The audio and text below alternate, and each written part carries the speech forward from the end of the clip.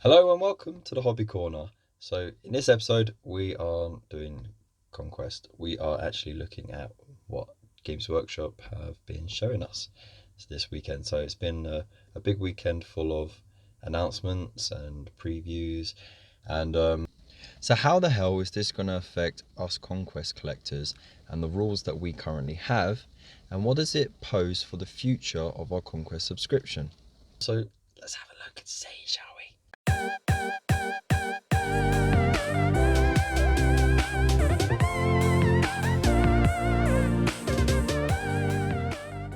Now, I'll be looking on a laptop. I'm not doing some dual screen thing because that's just a pain in the ass, but I'll put up some screenshots here somewhere so you guys can see it too. So let's have a look here. Apocalypse Mega Battle and Warhammer 40,000 preview. The Warhammer World Gaming Hall, I think this was Saturday, had the largest Apocalypse game ever. And if you have a look through the pictures on that, so go on the Warhammer community site. That's a lot of people crammed in there, and they all look like they're having fun. And the way they've got this table set out as well is really cool as well. So it's not just one straight table. We've got nooks and crannies to get in. And then they've gone and released a Codex Space Marine animated trailer. So let's have a look at that.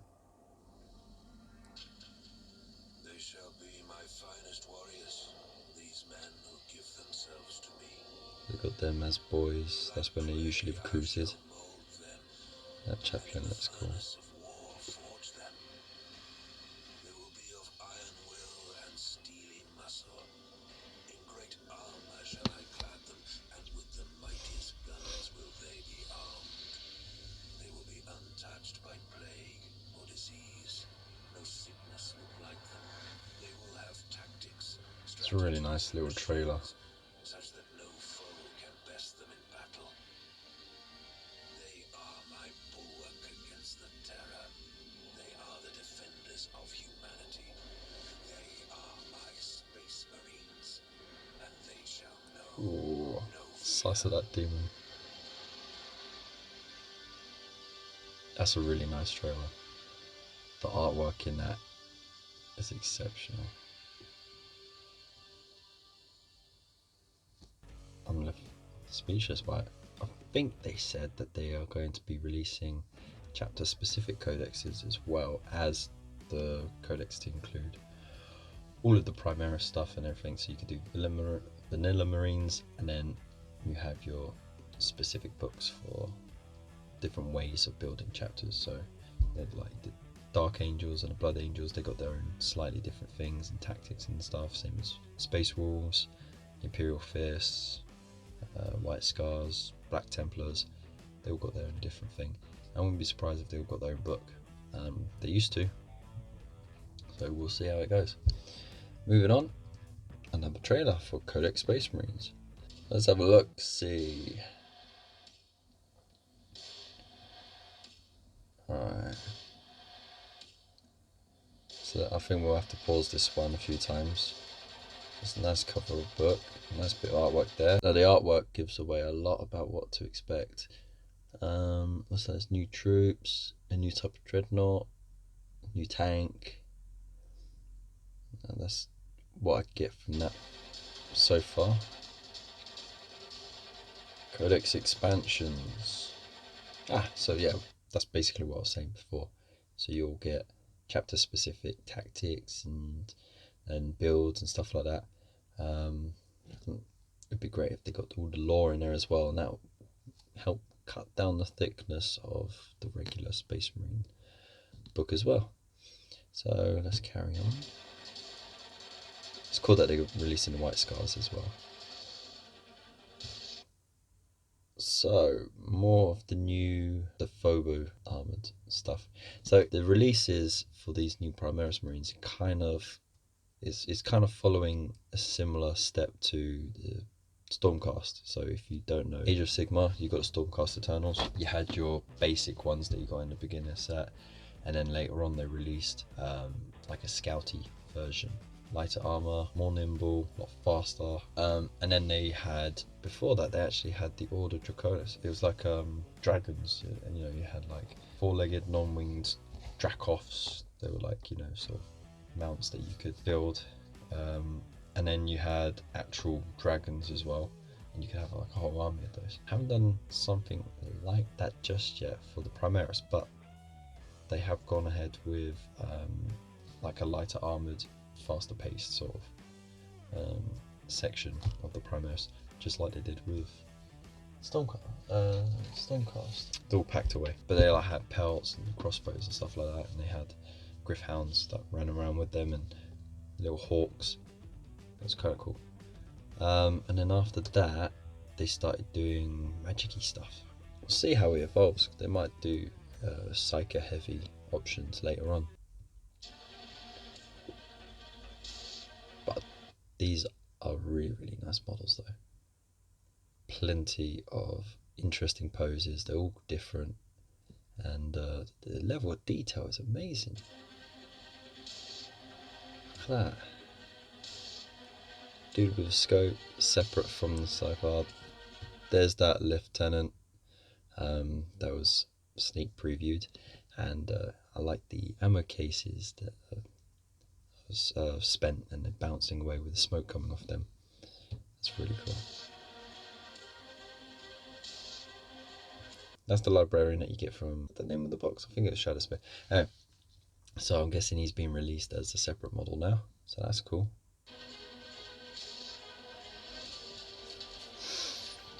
Awesome new vehicles. So this is the new tank, the new repulsor variant. So the guns look very different. That's the first thing you notice. But the back seems a bit different as well. So I'm wondering if this is more of a troop carrier. It hasn't got like heavy weapons, like sort of stubbers, I think they're called. So very much anti-infantry. It's very interesting. And the sponsons on the side, they look very interesting as well. They look like they've got more realistic 180 sort of rotation, you know, like they can go swing out 90 degrees, but then the sponson itself can pivot on itself, so it can shoot the other way. It's really nice. We'll see how that goes. Oh, hang on. Now that's an interesting looking dreadnought. They stripped back some of the armor on that. They've taken out the half-dead Space Marine. They've put in a fully conscious one with what looks like a roll cage. There's a lot of weird handles on there as well. Like there's handles on the shins. What's that about? Is it going to get picked up by the shins? I don't know. And it's also got a heavy bolt gun and like holstered. How cowboy is that? I kind of like it for the ridiculousness of it, actually. And it kind of reminds me of those walkers from The Matrix when they're doing the final battle. It's quite nice that I like it in the because it's so ridiculous. But then again, you know, that's 40k. 40k is unbelievably ridiculous. From a defense perspective, I can see why it was done. You know, like why only have fallen half-dead Space Marines pilot these machines when you can have perfectly healthy, fully trained, fully conscious Space Marines pilot them as well, you know? That way you get more of those machines out there. It's less restrictive, because it's only in certain conditions that a Primaris Marine or any Space Marine survives the injuries and can be implanted into a dreadnought sarcophagus, so it makes more sense to have a fully healthy one put in there. So alright, what else? We've got Legendary Heroes Reborn. Ooh, they've gone and done what they did to Calgar, to Tigerius. I can never remember how to fully pronounce his name, but that's the head librarian from the Ultramarines, and they've gone and Primarised him up, given him an upgrade. Fair play. I think we can see this happening to all of the major characters. That'll be interesting. It actually might, when you get a Codex release, you might get a character Primarised. Who knows? But this does open up the conversation again to whether or not regular Space Marines are going to get phased out or not. Because in the lore they have their natural progression. You've got scouts, you go into Space Marines, and then the Space Marines are then upgraded to Primaris. Whether or not you'll keep Space Marines around, who knows? We'll see. That does look really tasty, and the proportions look so much better now. Ooh, Corsaro Khan from the White Scars. He looks sexy. Big ass bird on his arm, of course. Nice sword. Does open a question though, because normally you see him on a jet bike. So will you get a variant of him on an upgraded jet bike? Because I don't think he'd fit on a regular jet bike. We'll have to see. Only the future can tell, but it's a really nice model.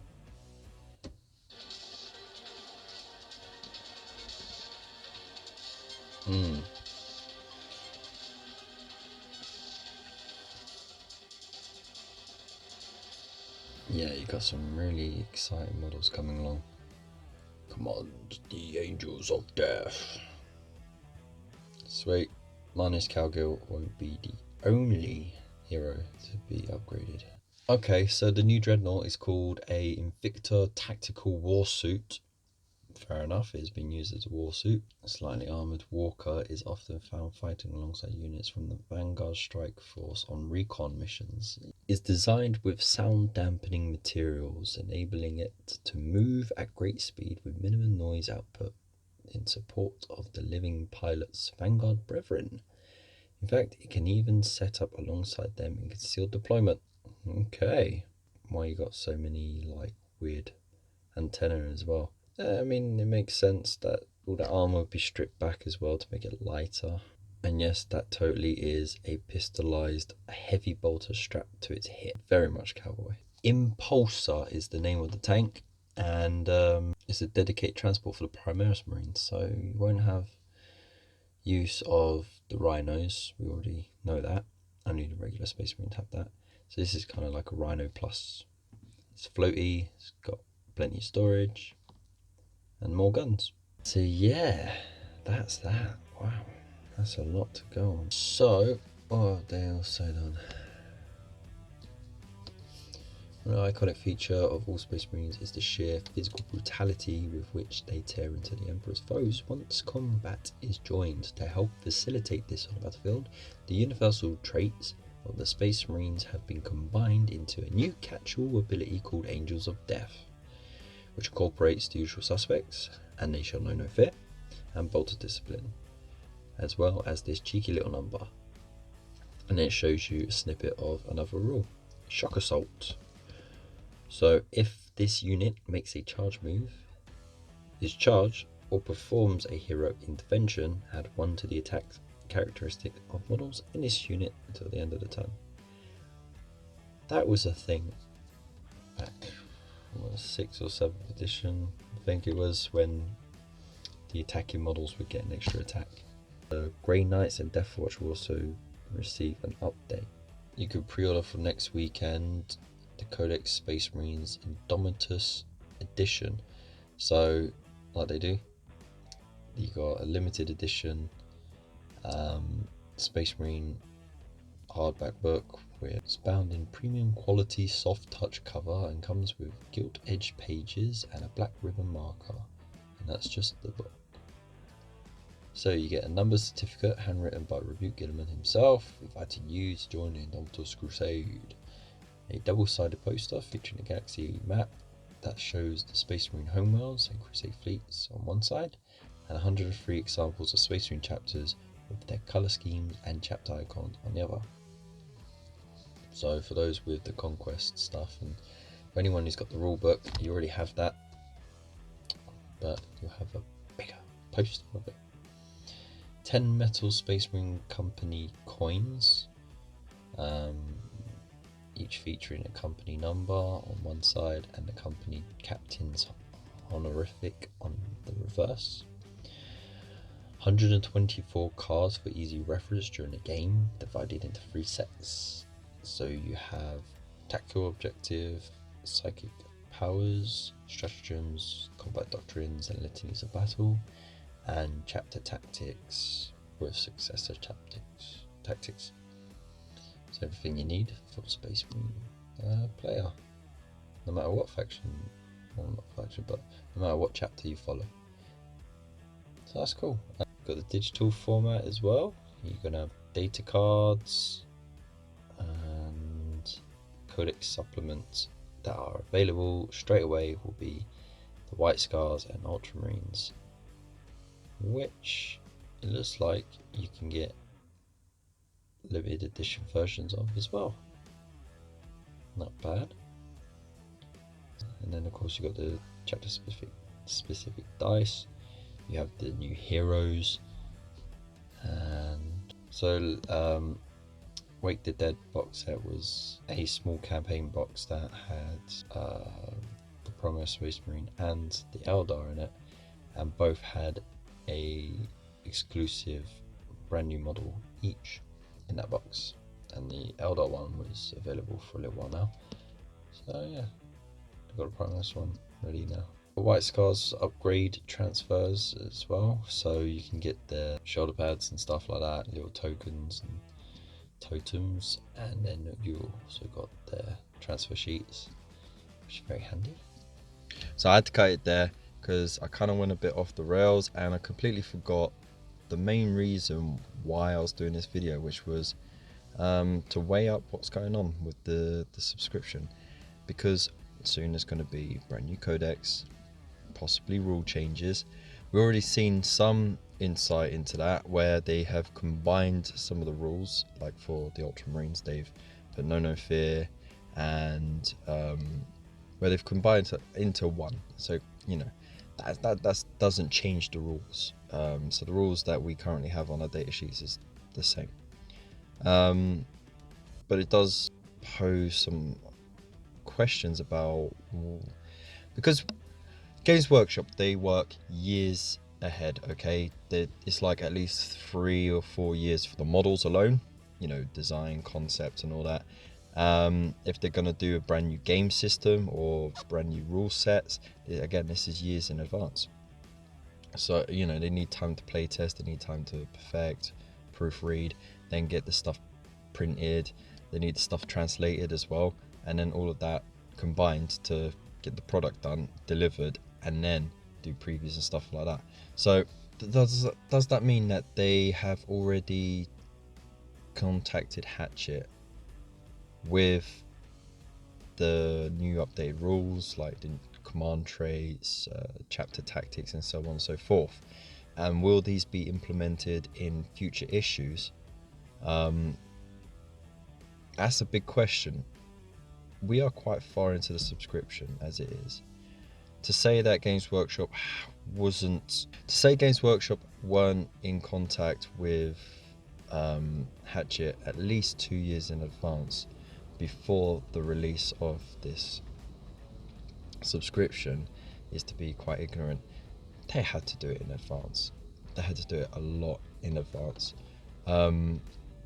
just to plan how the content was going to be arranged and published, let alone the model, the dates in which they can press the models as well, because you got to think they have to manufacture a whole bunch of models to give to Hatchet to release, and then all the supplies and everything like that. So it's a big operation. So why wouldn't they also have Hatchet in on rules that could possibly affect what you're collecting later on? Now, I could just be blowing this all out of proportion and it might not have thought that far, but yeah, so to say that Games Workshop wouldn't have planned it in advance with Hatchet is, you know, misguided at best. But again, it is a lot of speculation really, whether or not, say, I mean, if you time it, I mean, they could start having they knew roughly the release dates of the subscription as well, so they could plan the rules accordingly. But so not necessarily immediately in the first couple of weeks or even couple of months of the new codex being released, but they could have it drip fed into like the last 10 issues of the series, or even extend it 10 issues. So that's another thing. And also, will the rules change enough so that it actually affects the rules that we currently have? These are all quite big questions. I don't think they're going to change that much. I think it's more going to be the arrangement of the codex, because it's merging the Space Marines and the Primaris codexes together, and then doing chapter specific books separately. So, you know, there will be some, you know, wording changes maybe. As we saw, they compressed some of the rules as well, so it's a lot easier to remember. So, I don't know. Oh, am I rambling there? But what do you think? Do you think these new Primaris are going to be pushing out the old Space Marines? Do you think that there's always going to be room for those Space Marines? Do you think that they are following the same footsteps as Stormcast, or they're going to do something different? And is the Warhammer 40,000 universe going to sort of shadow the Age of Sigmar storyline? Who knows? But it's very exciting stuff still. And what's your thoughts on the limited edition stuff? Let me know in the comments below what you think. If you think I'm right, if you think I'm wrong. And if you've got any other interesting thoughts on what's going on. So thank you again for watching. Please make sure, if you haven't subscribed already, click that button and the little bell icon as well, so you get an update every time I post up a video. And all my social media links are in the description below as well. And there's some other interesting groups down there, so check those out. And that's it from me, so I'll see you in the next one.